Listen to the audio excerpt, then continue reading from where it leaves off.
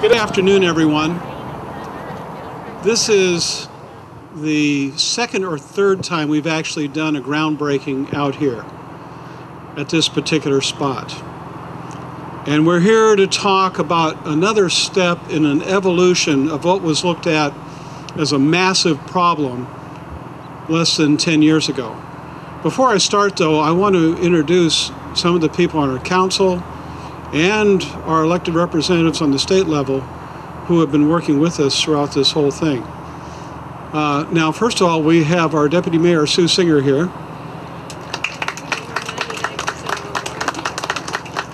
Councilmember Lynn Norman.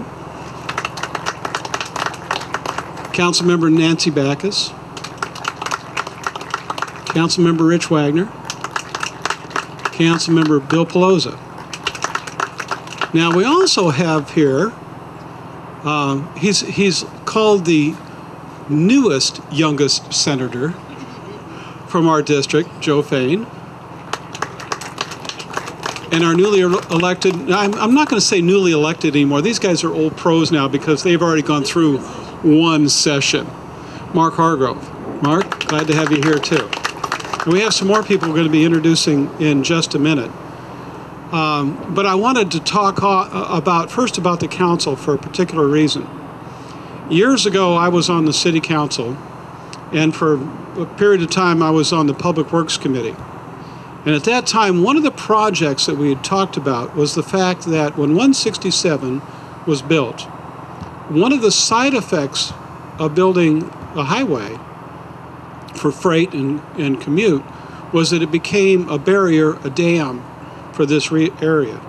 And one of the things that started to happen when 167 went in was water, which in this valley flows from south to north, from east to west, started accumulating in areas that had been farmlands. And the area started slowly to transform and became wetter and wetter. And we had a series of council meetings about it, first Public Work and at council itself. And we talked about that fact, and we had done several studies. And one of the studies that came back said, yes, indeed, we could stop the increase of water coming in. And the estimated cost at that time was about 1998 or 1999, was $30 million. And what that would do was stop it from getting any worse. And it was looked at as worse than it was already. And I was on the council. I really didn't know a lot about what was going on in Public Works, and I know I asked far too many questions. But as I was listening to that, somebody who was behind me, sitting by a wall, when it was framed of, well, what are we going to do, said, well, what happens if you just lose? And I kept thinking about that. What happens if we lose? What happens if we don't spend $30 million to not fix a problem that can't be fixed? And I got into office, and I'd been talking to a group of council members all along, and we all had come to the same conclusion. There's a different kind of win here. This isn't a problem to be fixed. This is an asset to be recognized. So we started talking about, instead of trying to fix a drainage problem, how about if we create an environmental park? How about if we create something that can be for all of our citizens, for the whole region to see, that talks about animals who will be able to stay in a natural environment, and for the citizens and the children, the generations to come, to have right in their backyard in an urban setting. Now, I had one little thought on this. Council collectively, strongly came out in favor of such a thing, and they even extended it further. They immediately went far ahead of where I was thinking I was in control of anything, and they talked about, well, let's go further. This is an asset. It's a green asset to our community. Why don't we make a green industrial area out of the area just south of here and provide incentives to bring business in that might be able to make use of an environmental park? Since that day, We've expanded the size of the environmental park. We doubled it, and then we doubled it again. And most of the territory you see here, from Main Street to 15th Street, on both sides of the freeway, are either under the control of the city of Auburn, or state or county, or some measure that is coming to the city of Auburn, so that we will have such an asset for our children and our children's children. We will have an asset where business, green business, have the ability to try out new technologies that assist nature rather than fight nature. What a marvelous thing that we can leave as a legacy for those to come. So we've done a couple of things out here. First of all, we started off with putting a little garden in. And we almost immediately went to the first bird watching tower. And I have to remember sitting up at the Truett building not that many years ago and listening to the Audubon Society wanting to come forward and being a part of this. And we had some other partners who came forward immediately as well. But we had to buy more land as we did this. We had to collect more dollars to put things forward.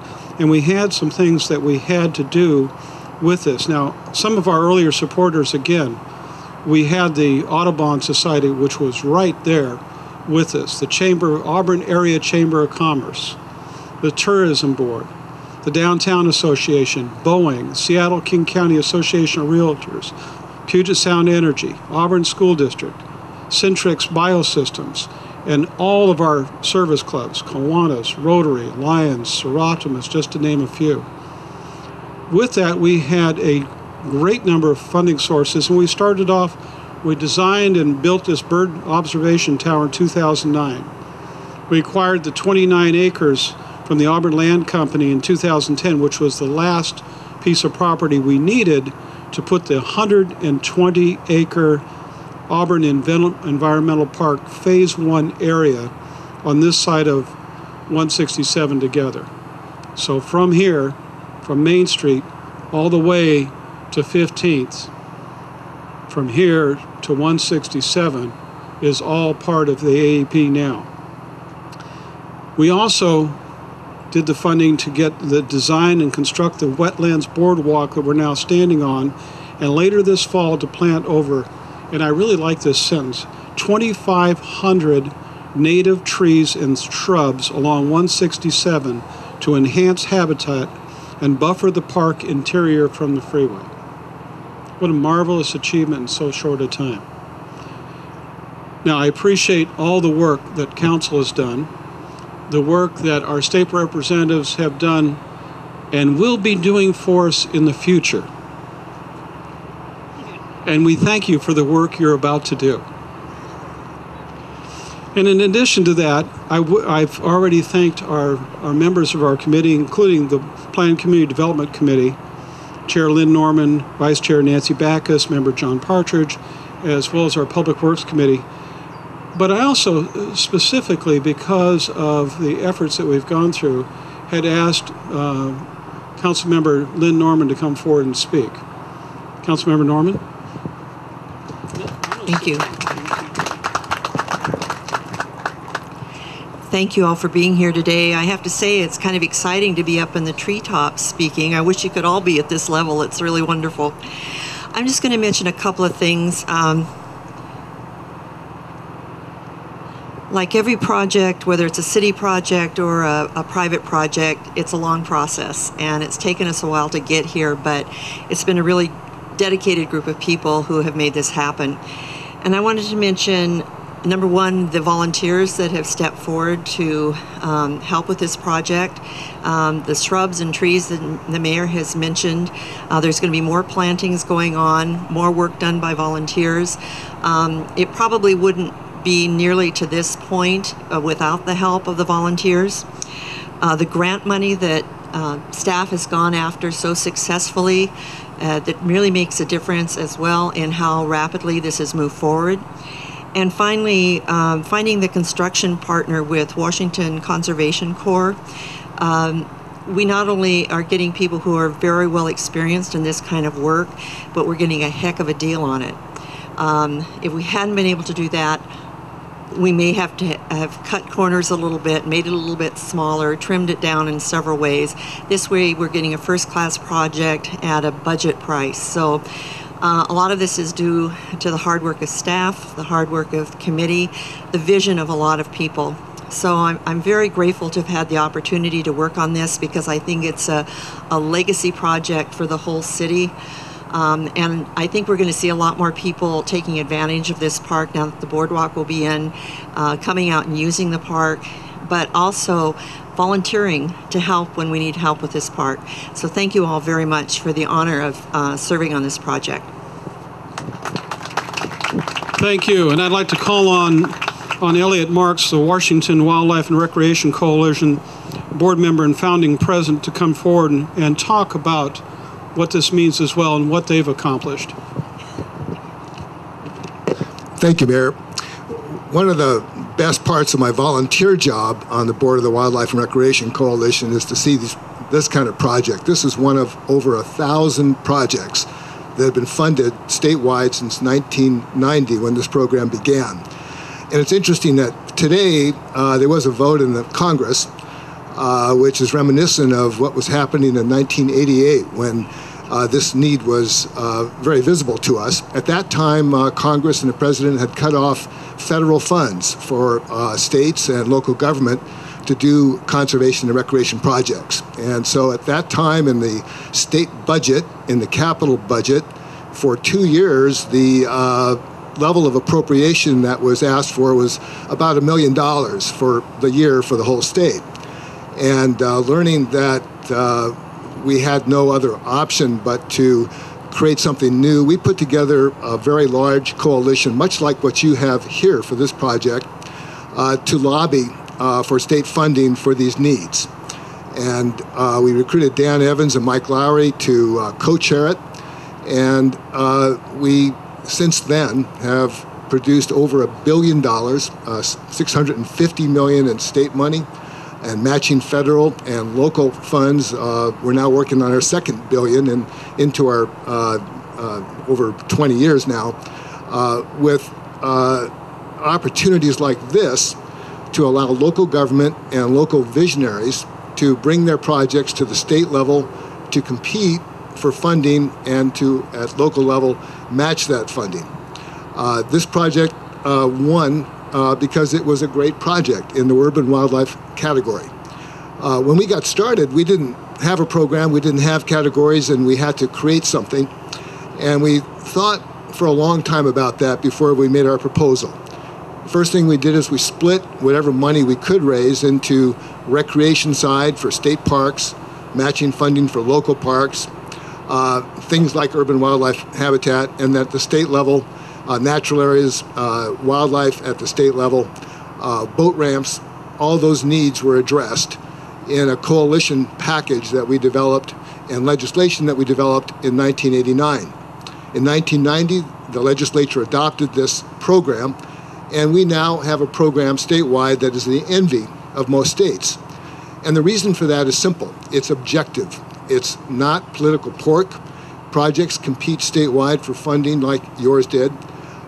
People bring something to the table like you did. And most often, and I've seen this over and over, the reason projects like this happen is because there's some local visionaries who, usually a single individual or a small group of individuals like your mayor and your council, who turned something that looked like lemons into lemonade.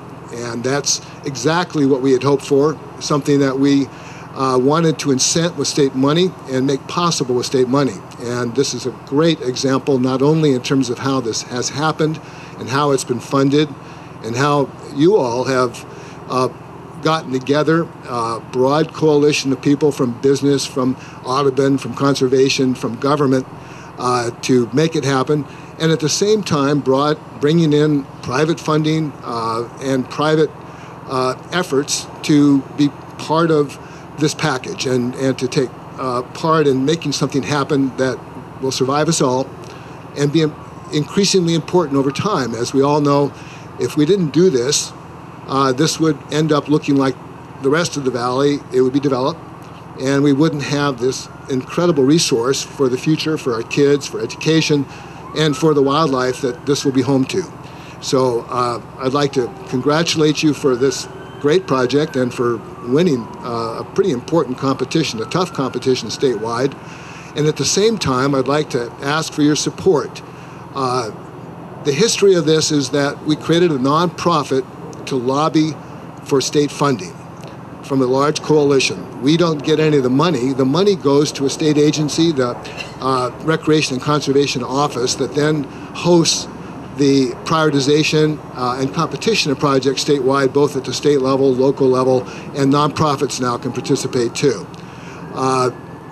We have had an uphill battle sometimes, like this last session, which was a tough session. It started badly because people wanted to change this program and make it more of a political pork, or kind of pick and choose, which means that projects that rated because they were objectively good might not get funded in favor of projects that somebody wanted. And with good legislative support in the House and finally a consensus with the Senate and the governor, the program was kept intact and funded reasonably well given a tough year. But this doesn't just happen automatically. This money is the product of people like you who care about this place and places like it, helping every session to support the continuation of this wildlife and conservation program that we have statewide. So we hope you can support the program in the future, do more projects with this money locally, and we look forward to seeing how this evolves into your next stage, which I suspect will happen if it follows other projects. So congratulations and thanks so much. And thank you, Elliot, for coming and joining us today. There's another aspect to this, and that does have to do with economic development. And we do have our director for, not our director, but the Auburn Area Chamber of Commerce, director for tourism here, Debbie Lewis. Debbie?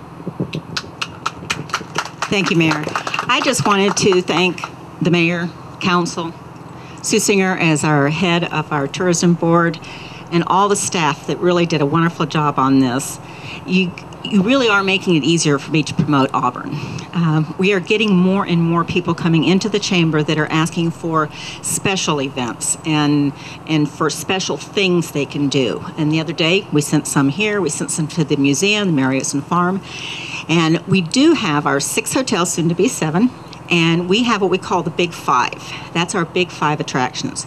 And I think of what has gone on here and what continues to go on in the city with the promenade and the connecting of A Street and B Street. It's only going to get better. And again, thank you for making my job a lot easier. Thank you. Thank you. And Chris, would you come on up here, please? I believe there's some introductions that we need to make. Thank you, Mayor Lewis. It's been very rewarding to be part of a project like the Auburn Environmental Park Boardwalk. Perhaps part of the reason it's been so rewarding is there have been at times a few challenges, from some of the fiscal constraints that we face to the ever-present challenge of designing a facility to bring people in to experience the sensitive resources of the park without causing undue damage to the park. And I'm pleased to say that our design team was certainly up to that challenge. I'd just like to acknowledge members of the design team and the construction teams that will be have done work and will be doing work on the project going forward. Our design team, led by AHBL and project manager Dan Watola. Dan's with us here today. AHBL responsible for landscape architecture, environmental, structural engineering, and survey services. For geotechnical services, Landau Associates. For cultural resources, Paragon Research Associates. And for cost estimating, Bill Acker Consulting. On the construction side, I'd like to say that we're truly pleased to be working with the Washington State Department of Ecology's Washington Conservation Corps.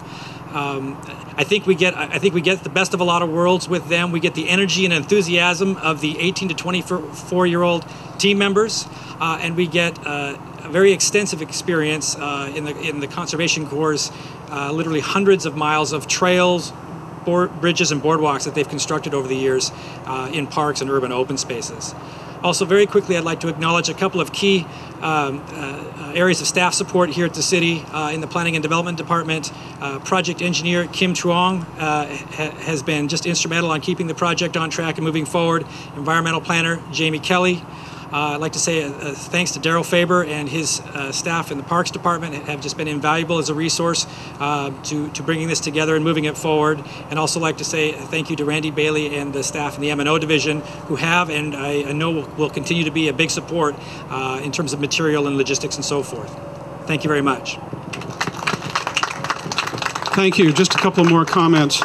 And I think some of the other council members will agree with me on this. I also want to say how much I appreciate the support as this started in the very earliest days by the Deputy Mayor, Sue Singer, by Councilmember Rich Wagner, who had to put up with me at Public Works meetings questioning every single thing that was being said. Previous council members, retired council members, Fred Poe and Gene Serino, who were the earliest advocates of pushing this forward, and then joined by all of our other council members who really took up the burden immediately and moved it forward so graciously as well, giving them an awful lot of credit as we went through this. We've had a lot of support in our community.